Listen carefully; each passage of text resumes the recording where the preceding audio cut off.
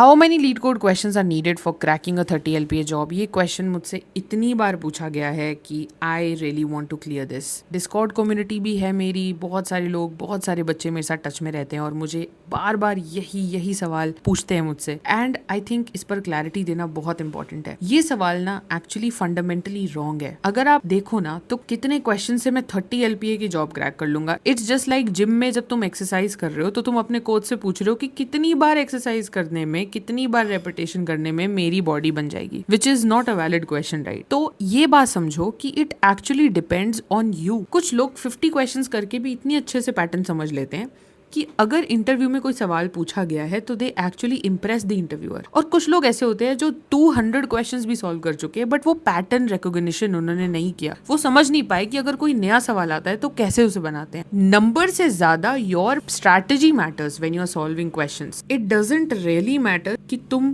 कितने सवाल कर रहे हो, तुम 100 कर रहे हो, तुम 200 कर रहे हो। अगर तुम 50 क्वेश्चन में भी पैटर्न समझ सकते हो तो that is where you can win. And then again 30 LPA is a very vague number, right? जो पैकेज होगा, ऐसा नहीं है कि एक पर्टिकुलर पैकेज के लिए तुम्हें उस लेवल के क्वेश्चंस, उतने क्वेश्चंस करने ही पड़ेंगे। इट्स जस्ट लाइक कि यार अगर मुझे 6 पैक एब्स चाहिए तो मेरे को इतनी बार एक्सरसाइज रेपिटेशन पे करनी पड़ेगी। It's just like that. तो instead of focusing on number of questions, focus on quality, focus on pattern recognition. That's what I will suggest. और ऐसी और बढ़िया टेक्निकल वीडियोस के लिए सब्सक्राइब